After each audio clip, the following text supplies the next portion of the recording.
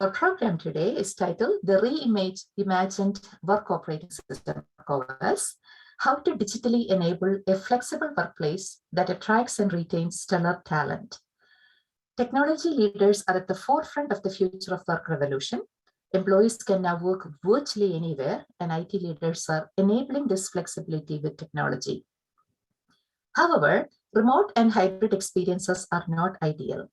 Join us to discuss digital enablement principles and tactics that support productivity, collaboration, and employee happiness, regardless of the location.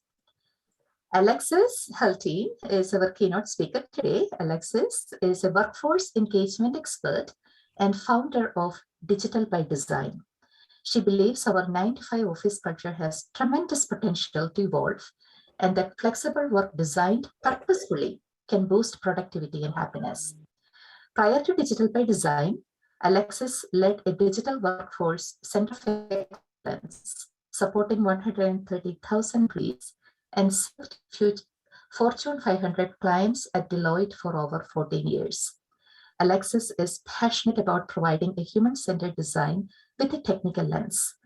She's based in Portland. Alexis, welcome to Sim Portland. I will now hand it over to you. Oh, thank you so much. I'm really excited to be here, and I really appreciate that everyone took the time out of their evening to show up and to have this discussion. I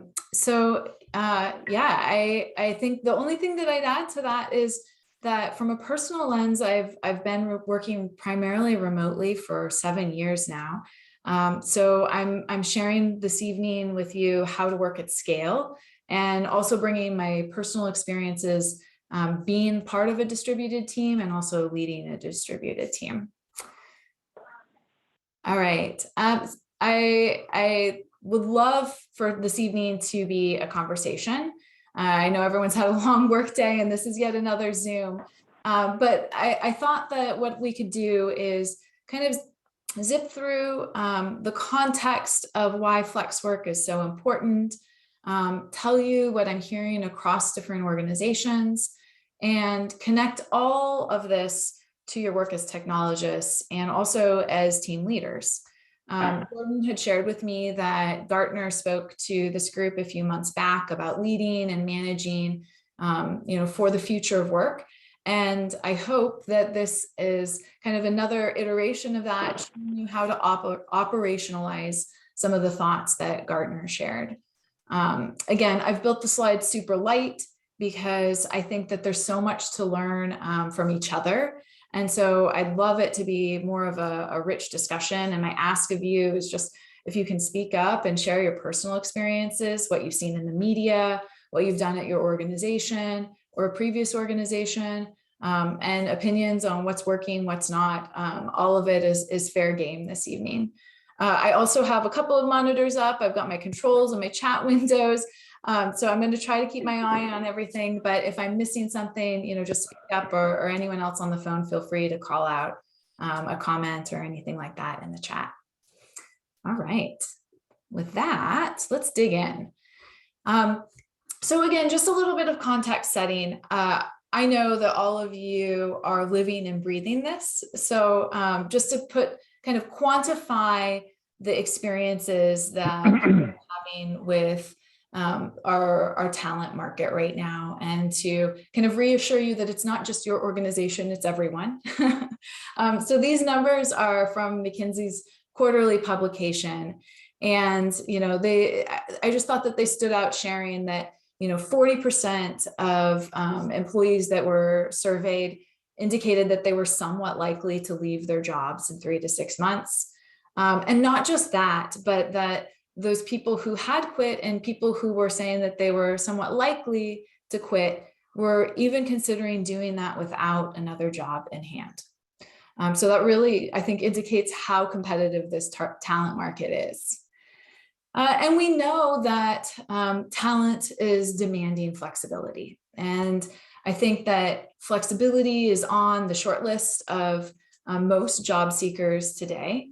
I have a couple of numbers that stand out here that I thought were impressive, because I thought the second number, especially here, was most impressive, that LinkedIn in February of 2022, they had 50% of all their applications were for remote jobs, but those remote jobs only represented 20% of the posted roles.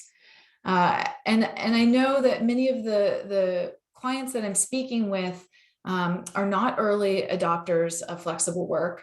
However, due to different conditions, maybe they hired folks who during the pandemic were not where headquarters was located, and now they're not willing to relocate. Or I've also heard anecdotally, a few people tell me that they've been interviewing folks and had people actually ask the question, what are your flexible work options? When I say flexible work, I mean remote, virtual, distributed, hybrid. Those are all kind of in the same realm. And they, when they're not able to articulate what their company policy is, or that they're not allowing flexible work, people are literally in the middle of their interview saying, thank you very much, goodbye. So, whether companies are taking advantage of this moment to create a competitive talent strategy or just reacting to talent demands, some degree of flexible work is showing up on the career pages of our most prominent companies. And it was kind of fun. Before this presentation, I went out and I just went down a deep dive of career pages and pulled off a couple of how people are framing flexibility. And I think that it would be fun, if anyone has a company that they're working for, or the vendor or anything like that, that if they have a career page that they think is well positioned, to throw that in the chat too and share it with all of us. So my first question to everyone out on Zoom is your group, is your organization offering flex work options? And if so, could a couple of volunteers, Richard's got a thumbs up, could a couple of volunteers describe what's going on right now at their organization?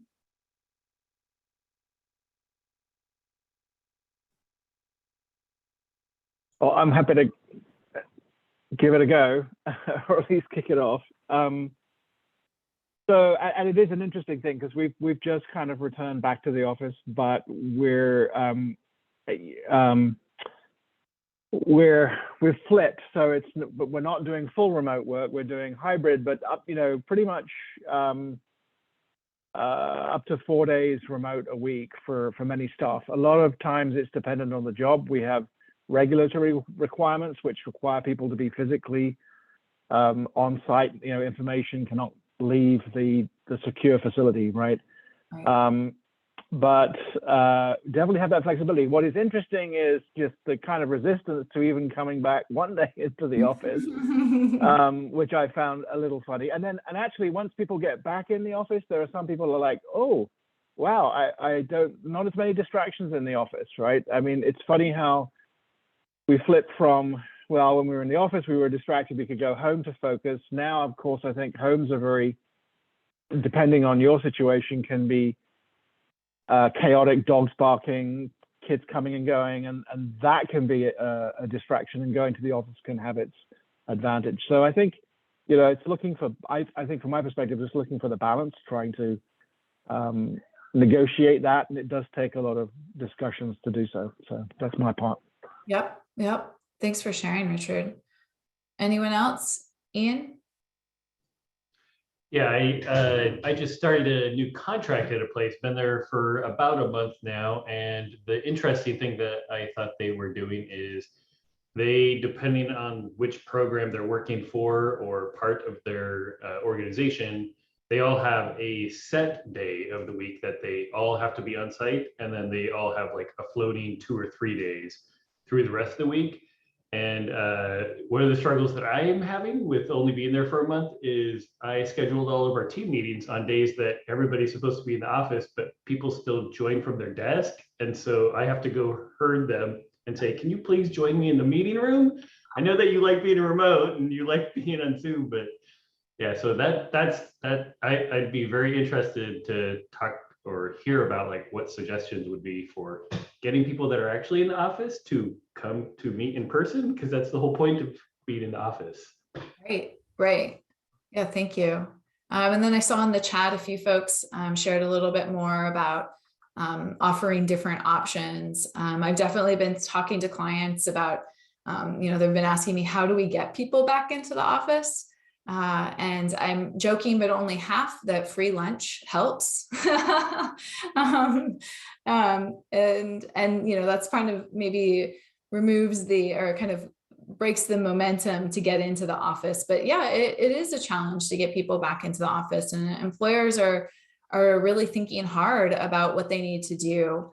And I think in some cases, looking at the reality of, okay, so flex work is really here to stay. And how do we think about this a little bit differently? I know we see a lot in the news about companies who are, like, I would say, at the bleeding edge of, I would say, like, early declarations like Twitter of, no more office, we're remote work forever. Most companies are trying to figure it out right now. And I can share a few things that I've seen being implemented and things that I help implement with to help people kind of experiment and learn on this journey. So I'd like to say, and again, I think as we live through this, I know that you guys are realizing just as well as all of us that you can't lift and shift what we did in person to remote and virtual environments. And it just doesn't translate well. We end up with like 5,000 Zoom meetings or something like that back to back. And what we're talking about really requires a mindset shift that fundamentally reimagines not just where, but when, and I think most importantly, how people work. At the beginning of the pandemic, I saw a lot of diagrams about where people might work. And then now you start seeing discussions about, you start seeing terms floating around asynchronous and synchronous, talking about when and how do you coordinate that. But the really key part to solving this problem is how. And I'm a technologist, so I'm a little biased, but I also think that technologists are uniquely qualified in this moment to design our digital workplaces and implement our new work operating systems. And I'll share an anecdote. When I was working at Deloitte, this was, I think the summer when we had all gotten when were getting vaccinated and thinking that we were going to be back in the office right then. And we were talking through how to build a hybrid meeting guide and what that would look like and what those interactions would look like. We had a bunch of training folks on the line who were going to produce this meeting guide, and we had a whole bunch of technologists on the line. And the folks who were creating the training guides said, well, we can't create anything until, IT tells us what kind of hardware and what's our experience going to be. And of course, IT was like, well, but we can't, you tell us what you want to enable and we'll design it. We'll work around what experience you want. And I just thought that was an interesting reflection of the moment where a lot of people are looking for someone who has a vision, who is thinking through what does that experience need to be. And I see a lot of technology folks really deeply understanding some of the tools that we have available to us and being able to think beyond the office and think about how do we use our tools differently. So really this comes down to, wearing our design thinking hats and just thinking through how employees can work differently. So I thought that we could spend the remainder of this evening getting more pragmatic about the people and the work challenges that organizations are facing, and then really discuss how technology enablement plays a role in this situation. So I'm not going to pepper you guys all night long with group questions, but I thought, just to get the thoughts flowing, I would love to hear, I know, Ian, you shared about, one challenge of just even getting people to show up for the meetings, even if they're in the office. Are there other challenges that people are experiencing right now, and kind of one foot in the door in hybrid and the other in virtual or in person and one in virtual?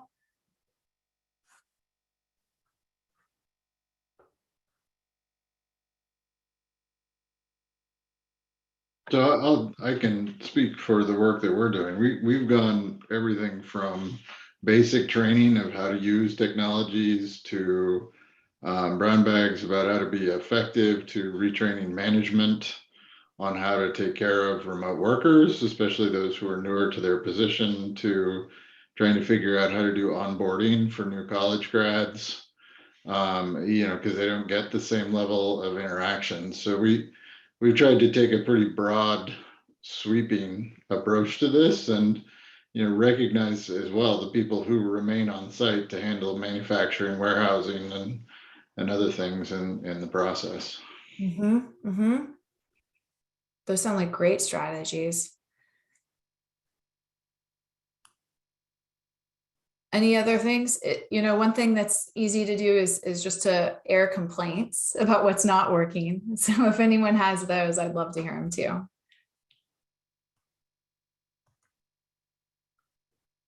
So one of the challenges which we have at the college is we have some folks who are in different divisions. And when everybody is talking about return to work or flex work, they were like, we never left. We have been here. So how do you do, how do you create that trust, not only within your team, but also within other divisions? And that's a big challenge for leadership to figure that out. Yeah, I'm taking a few notes, so maybe if we can touch on some of these. Yeah, and I know, Lena, you said in the chat, facilitating meetings. I was doing a presentation last week to a group of executive MBAs, and half were in the room and half were remote. And it was hard. I agree. It was hard.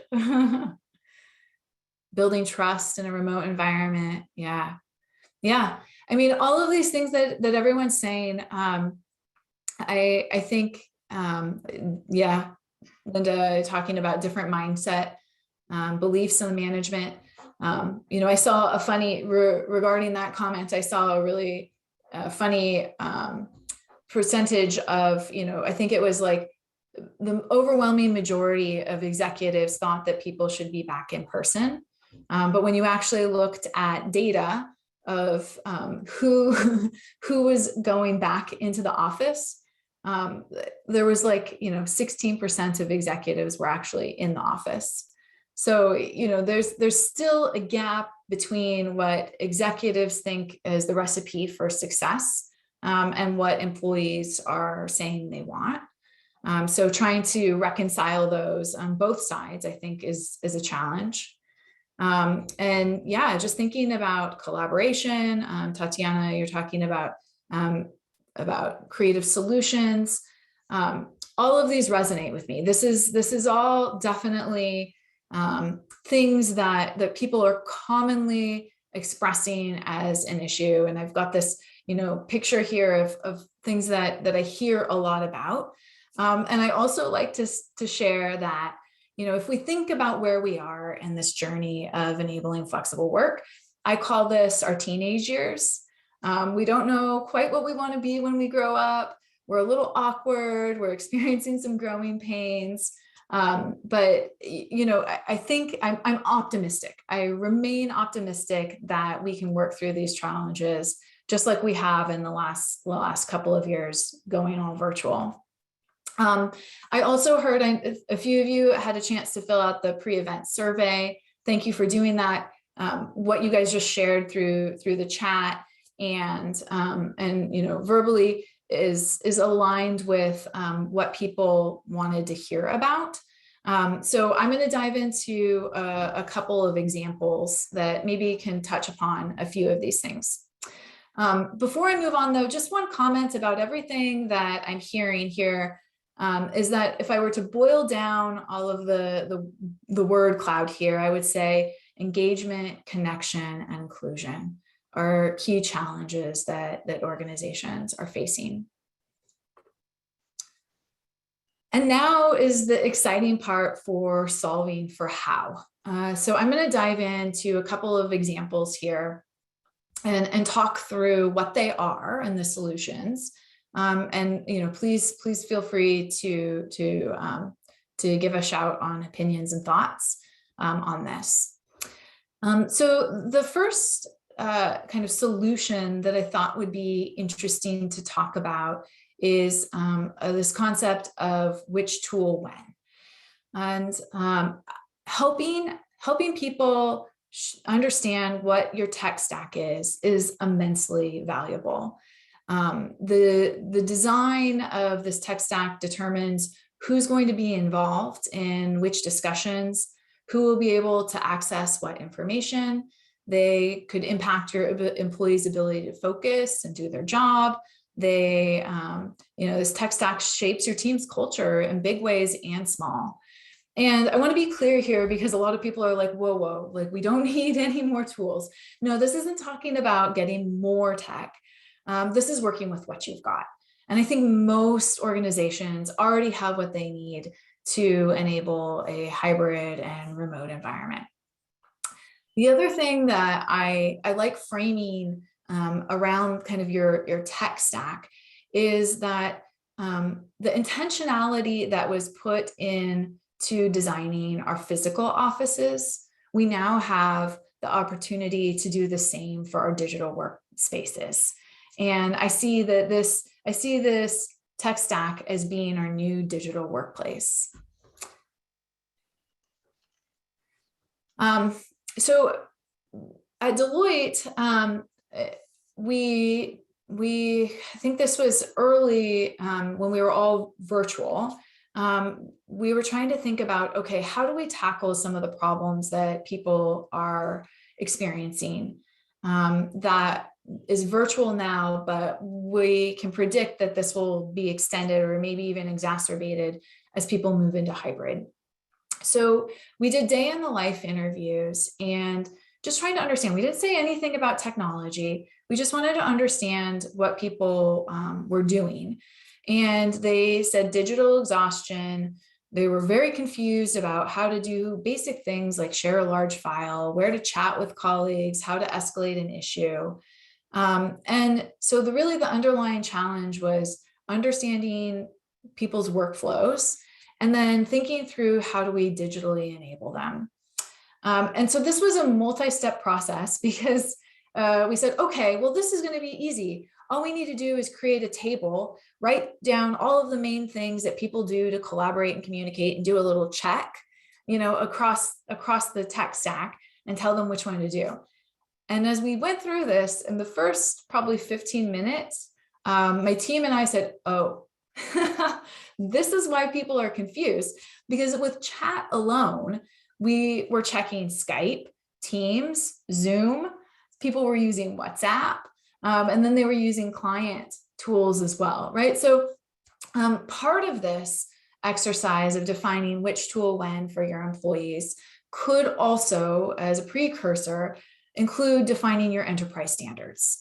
And this, at first this gave me a heart attack because I was like, okay, well, I'm not going to die on this mountain of taking Skype away from people. And it's not that. It can be much easier. It can be simply identifying what's your organization's preferred tool and putting resources and communications behind that, right? So if we said Teams was the tool of choice for chat, it didn't mean that we were taking away folks' access to Skype or Zoom or whatever else it was.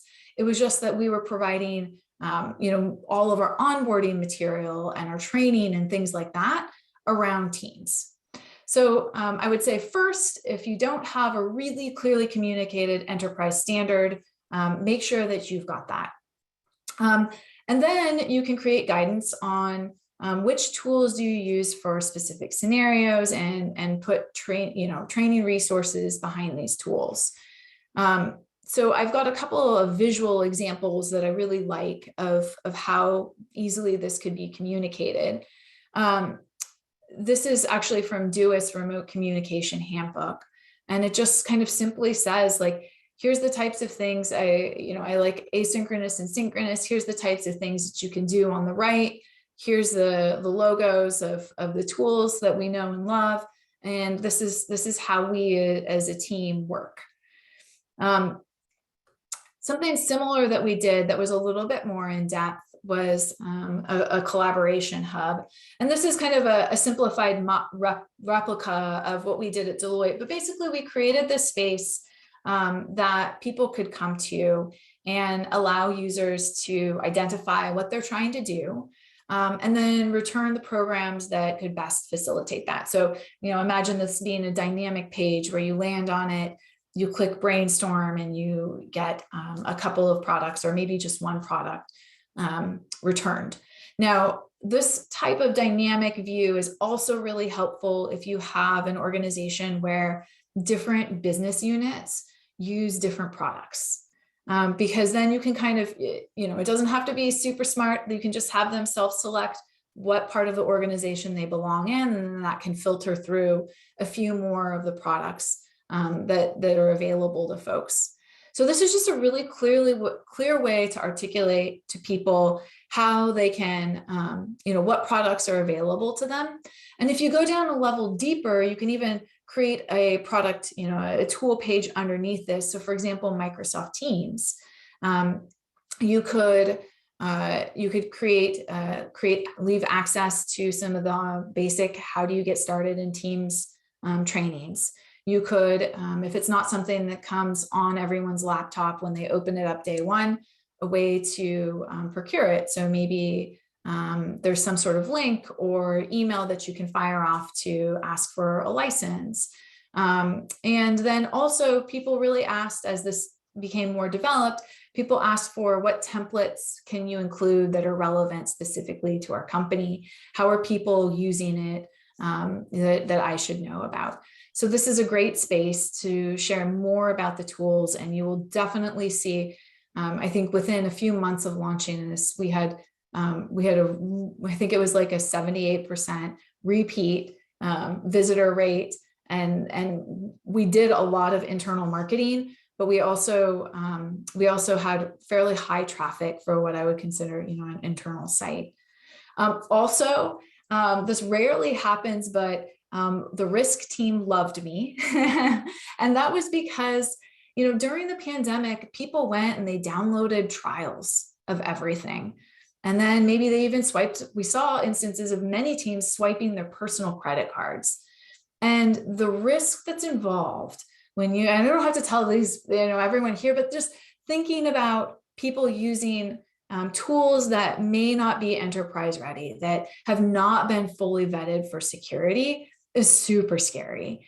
And this is really a way to get people the information, like if they want to run a poll, that they can quickly do a search, find the polling tool that's approved for your organization, and be off and running, as opposed to, letting them go Google something. I've also seen to go as far as to do like a list of unapproved tools, to just be really explicit. And you could also house that here. I'm going to stop for a second and ask if anyone else at their company or through other outlets have seen any way that this has been expressed that's been successful or not.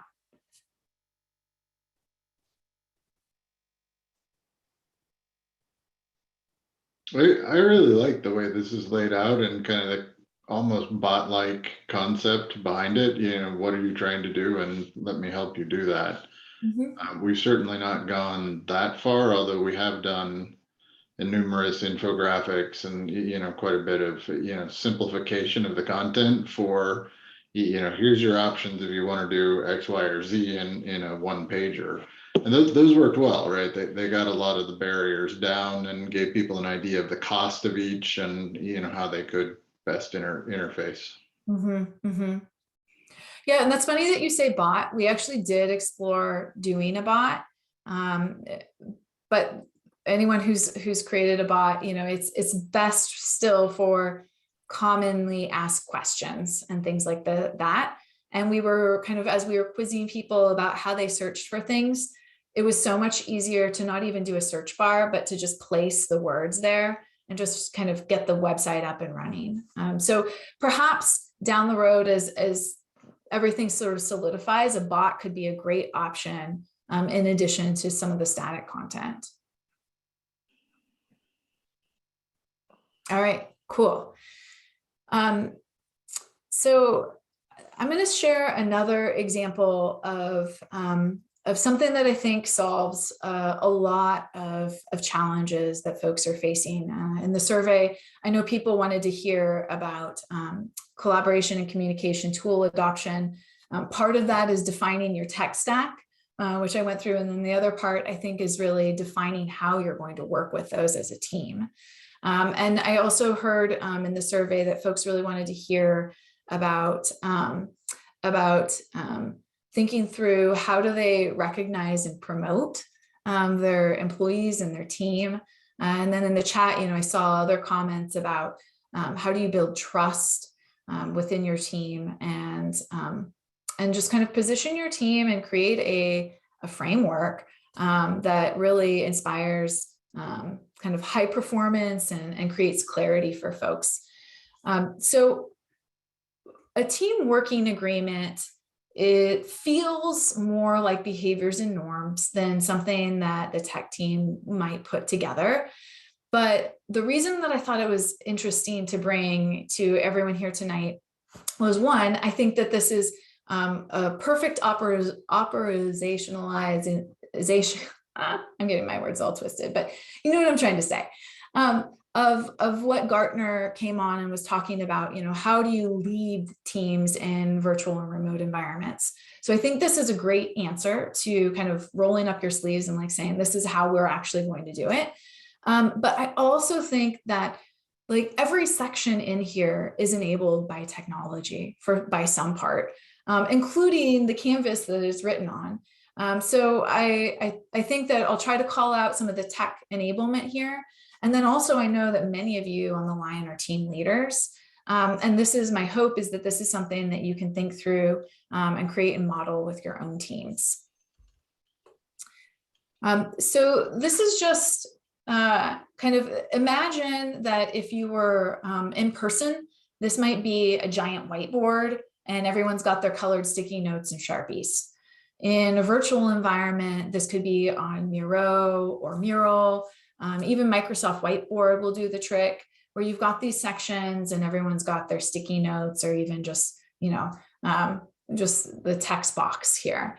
I'm going to spend most of the rest of this evening on this slide, and I'm going to highlight some sections, and I'll try to pepper in also specifics that I think will help address innovation and creativity and how to celebrate and recognize employees. Also, I love the idea that when we move this into a digital medium where people can access this anytime, it gives a sense of a work in progress. And really, that's where we are, right? Like we don't know all the answers of how your team works together. And it just gives a sense of fluidity and dynamicism that reflects the moment that we're in. So I'm not going to highlight every single section here, but I'll try to run through a few and just share these with you. So the first section is just totally straightforward. People, roles, location. This is, just kind of laying out who's on your team, what do they do, and where are they located.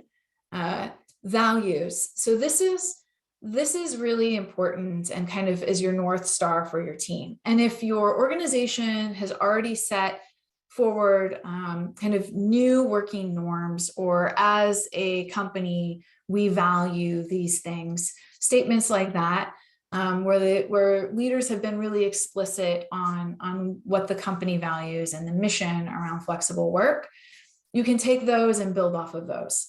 If you don't have something that structured, then this is an opportunity for you to think through as a team. A lot of people are really still, they're exhausted, especially IT, where it's just been nonstop go for the last couple of years, and a lot has been asked of you and your teams.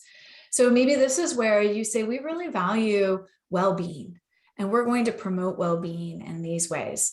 And that means things like, and getting really tactical on it, that means things like, we are going to commit to ending our meetings at the 25-minute and the 55-minute mark. We are going to really commit and hold steady to those no meeting Thursdays. We are going to respect people's time off and after hours, right? So this is where you really spell it out. And when I think about a mindset shift, a lot of these types of discussions you kind of just had when you were in person, or they were kind of working norms that you saw people exhibit. But when people aren't all co-located, this is where you really have to be intentional, and more intentional than you were in person, about spelling out how you work together. The next section is around schedules. And this is one of my personal favorites, because I'm on the West Coast, like all of you guys, I think. And I work with a lot of people on the East Coast, and I can't tell you how many times I've been invited to a 5 a.m. or 6 a.m. video on meeting. So, this is recognizing that we have distributed teams. We're probably working across many time zones at this point. And defining what are your core collaboration hours? When are you guys all going to be available to meet? This is, I've seen some companies do focus time, and all do focus time at the same time. Highly recommend 2-hour tranches. And I've personally practiced 2 hours of focus time for the last couple of years. And I can't tell you what an aha moment it has been, where I put on my do not disturb. People understand that my response time will be a little bit delayed, and I just double down. Before I was doing 1 hour, but 1 hour focus times. And that was like enough time for me to get a glass of water, go to the kitchen twice, at least get snacks, come back, get distracted, and then, really get deep work done for 30 minutes. And 2 hours is really the magic number for a lot of folks, not just me, but for a lot of folks to get deep work done. So things like that are starting to define, how do you as a team work together and respect each other's schedules? I've got meetings on here because we're still suffering from back to back to back to back meetings. And so again, it's thinking through, how do you be as intentional as a team about how you get together? And so this is things like spelling out when are your standing meetings and who participates in those. So you can see those spread across the week or the month. This is thinking through, maybe as a team, you realize that you actually don't need all the meetings that you have. And so really talking through how do you determine if you need a meeting? I heard a topic about how do you work cross-functionally. This is primarily focused on your own team, but a lot of times you'll get invited, to a meeting, but they'll also invite 2 other of your teammates. And then all of a sudden you end up with 3 people from your team on another call, and realizing that you really only needed 1. So what's the process to look ahead at your calendars and recognize that Ian, Lunu, and Farley are all on the phone, and only one of you guys need to be. This is really helpful, I think, in this moment to help people think through how to run meetings. I saw in the chat also about hybrid meetings, and we've all kind of experienced, even before the pandemic, the suboptimal experience that you can have with hybrid meetings. So maybe there's a little bit more, especially if you've got a lot of people who are in the office and you've got a few known folks who are going to be remote primarily. How are you going to work with those people and make sure that they're included? The next piece is around communications. And this is where that which tool when plays in. This is your tech stack.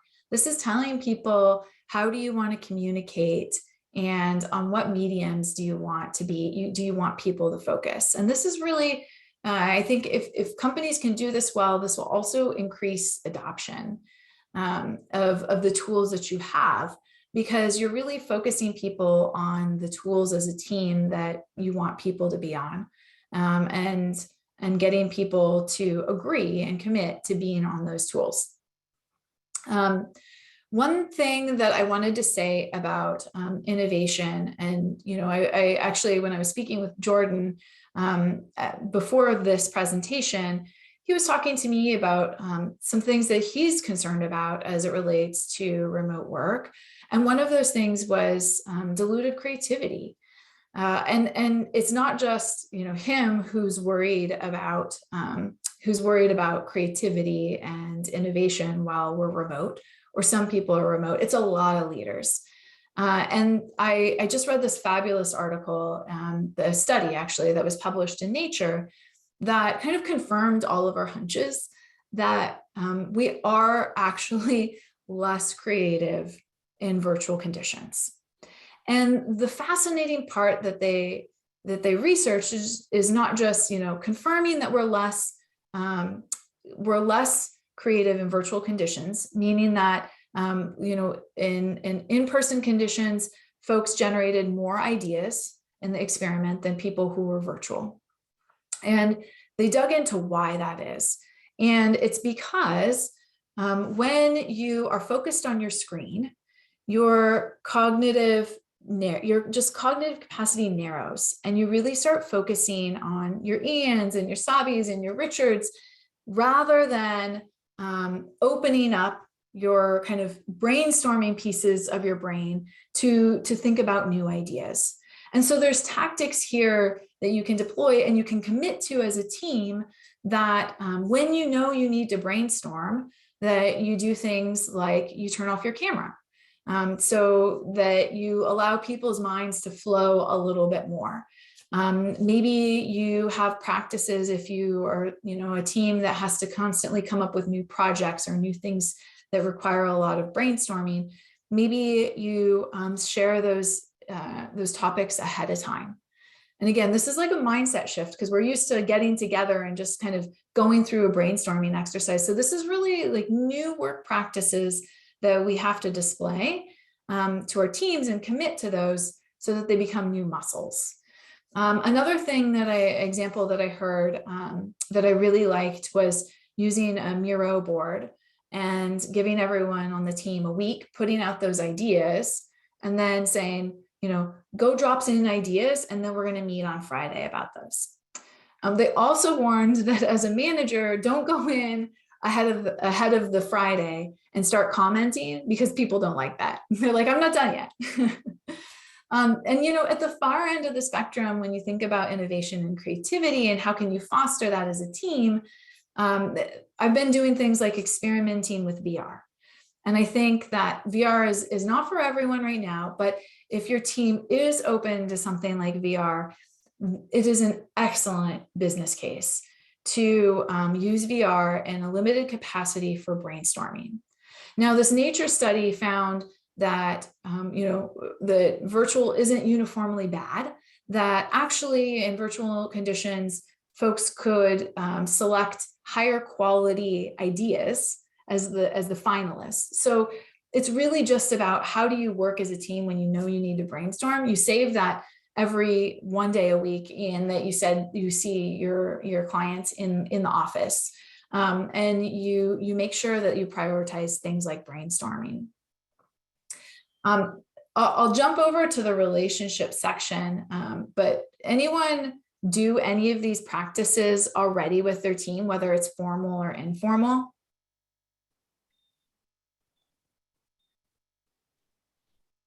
Getting some thumbs up. Sabi came off mute. Thank you. Yeah, I think, you know, people, roles, and locations, we did that as we wanted to bring a little bit more transparency into, and more, you know, visibility, making sure everybody understands where they are. We did an exercise with values, and we do have, you know, we have right schedules in there, making sure we follow those time zones, and we usually don't have meetings during Monday mornings and Friday afternoons. So rather than taking the whole day, we just split it out into 2 days. Monday morning is just to catch up on so much going on, and then Friday afternoon is to catch up on the things which have happened and which we need to tighten up. That's perfect. I saw Richard's note dusting off the team agreement. Yeah, I did something like this with my team on a quarterly basis. And I usually paired it with something, you know, like populating this the first time is a lot. But after that, kind of revisiting the check-ins and the calibration with the team, I often paired this with something fun. I've done spreadsheet battleship, which is hilarious. You don't have to do it with one, two players. It's more fun when you can gang up on each other.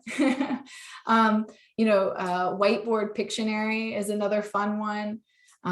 What else? Oh, Two Truths and a Lie has also been a hit.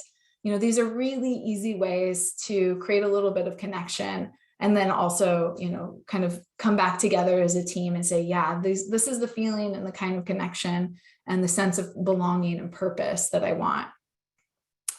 Sabi, I do have a template. I'll share these slides, and then you can kind of use it and kind of to however is helpful for your team. I'll talk a little bit more about relationships, because I heard you guys talking, in the chat and sharing that it's challenging to promote employees and help them feel valued, and build those relationships when you're virtual. And again, I'll specifically talk about people on your own team, but we could also talk about, if people are interested, how do you do that cross-functionally? So you used to be in person, and you could walk into the office and sit down and see that, Shane had balloons in their cubicle, and it said happy birthday, and walk over and wish Shane a happy birthday, right? There were all these types of cues where you could, take them out to lunch, or do kind of celebrate and promote and do things like that. And you can still do a lot of these things, but again, this is like rewiring. You have to be more intentional about your relationships with the folks on your team. And so again, I think this is where the team working agreement, it says, as a team, we will celebrate with each other in these types of ways. And so could be things like special events, baby showers, weddings, work anniversaries, things like that, where you say, these are the types of things that we want to track and celebrate as a team. Some great ideas that you could use are things like, I don't know if anyone's familiar with Kudo board. I really like that. It's kind of, just imagine like a big PowerPoint slide where people can throw in their comments and some funny pictures, upload things, just wish people well. For a one-on-one kind of communication that's really classy is paperless post is also a nice way to send folks a card.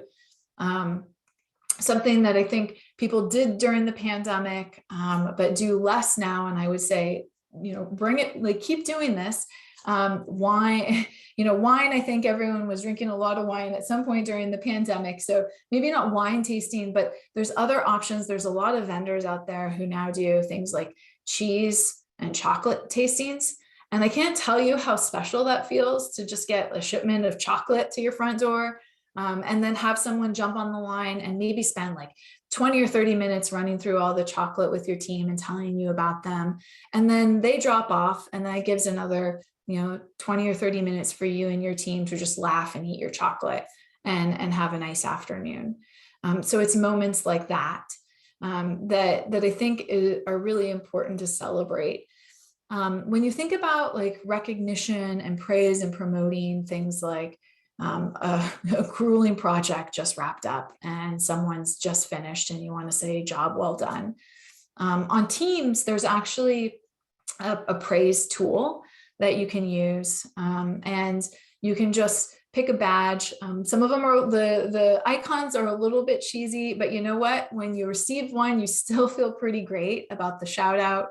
If you're on Slack, there's an add-on app called Donut that does something similar, where you pick a team channel and you just, recognize people in front of everyone that they've done a good job. And it goes such a long way. I mean, you can obviously also do this in your like weekly stand-ups or something like that, to go in and just kind of make sure that you're spending time recognizing people for a job well done. So all of those are types of ideas where, again, it's no longer you walk in and you see the balloons and wish them a happy birthday. It's that someone has to track the birthdays. And maybe that's something that someone on the team, the new person on the team decides to get to know people better and track birthdays, and then send everyone a note a week ahead of time to do the Kudo board or something like that. But those are all great ways to make people feel like they belong and that they've got a connection with people. I joke that I know a lot of people who I have deep, meaningful relationships with, and I have no idea how tall they actually are. So, that's just what you can do when you're really intentional.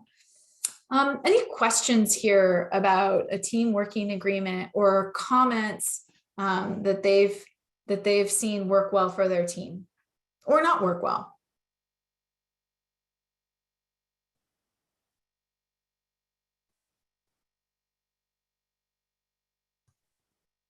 As I mentioned in the chat box, we have used Mentimeter as a great tool for engagement with the team, where the first question is, who are you grateful for this week, right? Who is the team member who really helped you with something? And that's a really great team bonding effort when we start our team meetings. Also have some fun questions in there, some other polls. Fun tool to use for team meetings. That's a great suggestion. Thank you. Anyone else use anything?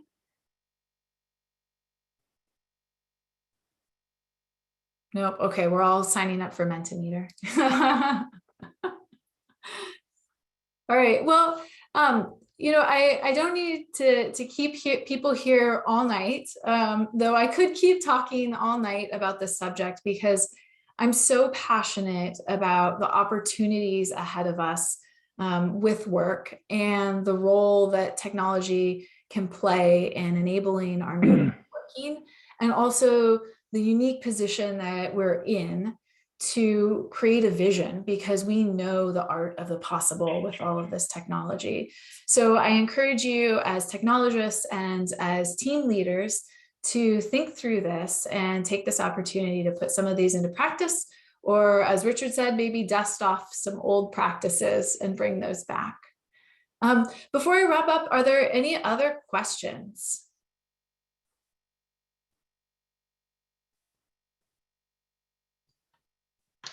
Yeah, I had a question. So what do you think about like industries in distributed work going forward? Do you think that like some are going to kind of keep doing remote work, some are going to force people to come back to the office? Because I saw somebody made a comment about the state of Virginia requiring everybody to come back 5 days a week. So how do you think that's going to kind of play out over the next 5 years or whatever? Do you think that there are some areas that are going to like really embrace and adopt remote work, and other areas are going to just try to go back to business as normal? Well, I think that's a good question. Thanks, Ian. I think that you're going to see the rate of adoption vary by industry. So in industries where, I think that there's less sensitive information, I think about maybe retail and some, some other types of consumer products that they can quickly embrace a lot more remote work early. Whereas if you think about maybe pharma, healthcare, like, OHSU, I can't imagine how much sensitive data is there that you can't just send people home with laptops. Government agencies, right? There's a lot of really sensitive data. And some of these industries are still even working through all of those regulations and the compliance and the complexity of securing that data to even move to things like the cloud, where people aren't hauling like physical papers home. So I think that that most industries and government work can potentially transition to a more flexible work. However, I think just the pace of some of the companies and the organizations will be a little bit slower. And we'll just see that will take additional time. I would say, before I wrap that thought up, the challenge is going to be for those companies that can't, and those organizations that can't offer flexible work. How do you keep your talent when you've got companies who are saying, like Airbnb, you can travel the world and still work for us, right? So it's definitely going to be a challenge to retain that top talent when you can't offer that type of flexibility.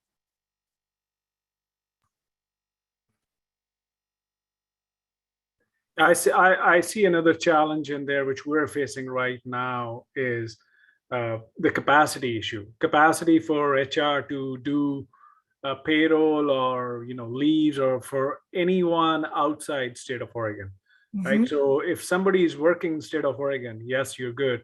But once you cross the borderline, you have to leave the college, right? So we as a government entity are struggling, and will continue to struggle, because we don't have the capacity to do payrolls for all these different states if folks decide to move remote. Yeah, I hear that, Sabi. I think at companies like Deloitte, where you have a very complex network of consultants living in one state, traveling to another, that they had a whole backbone of how do you do payroll, how do you track tax obligations, how do you, et cetera, et cetera. It gets very complex quickly. I am sure that there are more than one company out there working 24/7 to create payroll solutions to enable remote work. So I think challenges around payroll. I also think a lot of companies are trying to think through compensation and say, well, okay, I would consider Portland kind of a second tier market for compensation, but now we're trying to hire someone from New York. How do we do that? Or, vice versa.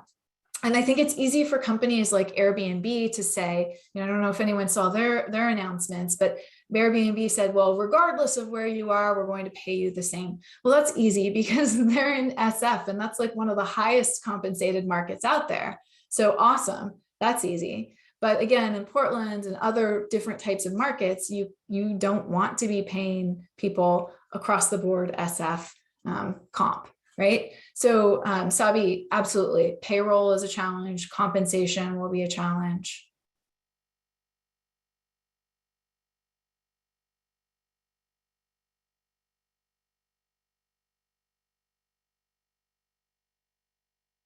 All right. I think that's the signal that we're done here.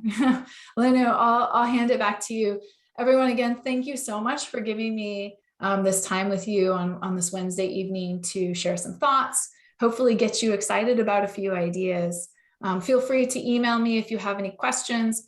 I'll make sure that the SIM team has my slides so you can reference anything I've shared. Thank you, Alexis. This is wonderful. We'll definitely share the slide out with the membership. So if there are any follow-up questions, I'm thinking, you probably will get them. Thank you again for being here today. Yeah, my pleasure. Thank you guys so much.